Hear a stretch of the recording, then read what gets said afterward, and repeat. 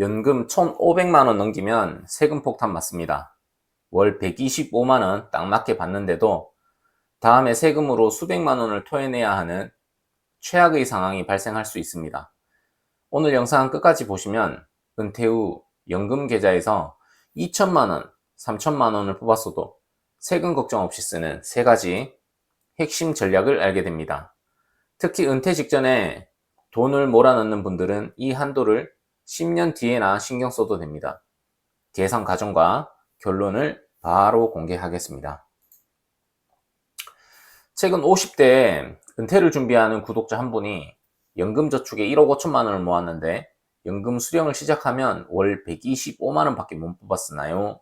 라는 고민을 털어놓으셨습니다. 연금저축 IRP 가장 큰 약점이 바로 이 연 1,500만 원 한도입니다. 하지만 이 한도를 걱정해야 하는 돈과 걱정하지 않아도 되는 돈이 따로 있다는 사실을 알고 계셨나요?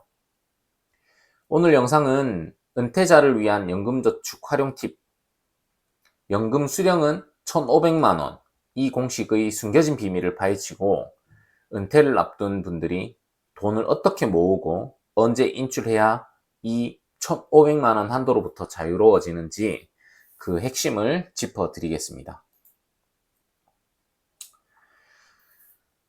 종합소득세의 공포. 연 1,500만 원 한도는 사적연금을 부자들이 절세수단으로 남용하는 것을 막기 위한 것입니다. 연금은 10년 이상 수령하면 되며 방식은 자유롭습니다. 한도 내에서는 3.3에서 5.5%의 낮은 연금소득세가 원천 징수됩니다. 연간 1,500만 원 이하로 수령할 경우 연금 수령의 연령에 따라 3.3에서 5.5%의 낮은 연금소득세 세율이 적용되어 원청 징수로 과세가 종결됩니다. 하지만 1,500만 원을 초과하면 이 저율의 세금 혜택을 벗어나게 됩니다. 다른 소득이 있다면 종소세율은 24%, 35%로 훌쩍 뛰어넘습니다. 만약 내 과세 표준이 높다면 연금 전액에 대해 16.5% 분리과세를 선택할 수 있지만 결국 세금이 훨씬 늘어납니다. 1,500만 원 한도에 걸리는 돈과 안 걸리는 돈. 3억, 5억, 7억을 모았는데 1,500만 원 한도 때문에 월 125만 원 밖에 못 뽑는다면 답답하죠. 하지만 여기에 마법 같은 비밀이 있습니다. 한도에 포함되는 금액과 안 걸리는 금액. 1,500만 원 한도에 포함되는 사적연금은 세액공제를 받은 원금, 세액공제 받은 원금에서 발생한 수익금, 개인연금 저축 중 일부 이렇게 되고, 반대로 한도에 포함되지 않는 돈은 세액공제를 받지 않은 원금, 연금보험, 그리고 퇴직금, 이렇게 3가지입니다. 퇴직금을 IRP 등 연금계좌로 이체하여 연금 형태로 받는 금액은 연간 1,500만 원을 초과해도 종합소득세 합산 대상이 아닙니다.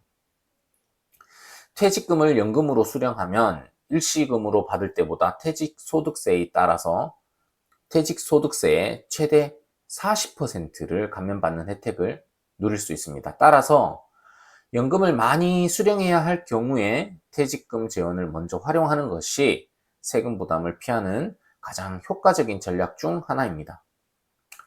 은퇴 직전 IS 만기 자금이나 다른 목돈을 연금저축 IRP에 넣은 돈은 모두 1,500만 원 초과 시에도 세금을 종합소득세로 납부하지 않아도 되는 돈인데, 즉 이 돈은 아무리 많이 뽑아도 1,500만 원 한도에 전혀 포함되지 않습니다. 은퇴 직전 목돈을 활용하는 사람이 유리한 이유가 여기 있습니다. ISA에서 연금 계좌로 전환된 금액은 이미 ISA 계좌에서 비과세 또는 저율 분리과세 혜택을 받았거나 납입 당시부터 세액공제를 받지 않은 원금으로 간주되므로 추후 연금으로 인출할 때 과세 대상 연금소득에 포함되지 않습니다. 따라서 ISA 만기자금을 연금 계좌로 옮기면 세금 걱정 없이 마음껏 인출할 수 있는 비밀 자금을 확보하게 되는 것입니다. 계좌별 한도 공식과 소멸. 1,500만 원 한도에 계좌별 연간 인출 한도도 지켜야 합니다. 공식은 적립금 나누기 갈로 11 마이너스 수령연차 갈로 닫고 곱하기 1.2입니다. 하지만 55세부터 연금을 받더라도 65세가 되면 이 한도는 사라집니다. 10억 모은 경우의 시뮬레이션을 보면 55세에 연금 계좌에 10억을 모았다면 1년 차에 뽑았을 수 있는 계좌별 한도는 1억 2천만 원입니다. 이 돈을 마음껏 뽑았을 수 있으며 원금이 많다면 세금 걱정은 더 줄어듭니다. 특히 은퇴 직전에 목돈을 몰아서 넣었다면 수령 초기 10년간은 연 3천만 원을 뽑아도 한도에 안 걸리는 돈이 되죠. 세액공제 받았던 묶이는 돈이 모두 빠지려면 10년 이상 걸릴 수 있습니다. 최종 결론을 말씀드리면 75세가 되어서야 비로소 1,500만 원 한도를 신경 써야 할 수도 있습니다. 초반 20년은 마음껏 쓰는 게 가능하다는 의미죠. 자, 여기서 마지막까지 보셔야 연금 수령을 언제 얼마로 줄여야 세금에 가장 유리한지 감이 옵니다. 세 가지 핵심 전략.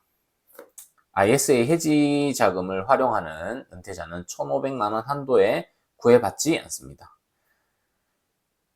핵심 전략 세 가지. 첫 번째는 은퇴 직전까지 ISA와 연금저축을 꽉꽉 채워 넣는다. 둘째는 연금 수령 초기에는 1,500만 원 한도에 포함되지 않는 연금으로 1,500만 원을 훌쩍 넘겨 마음껏 수령한다.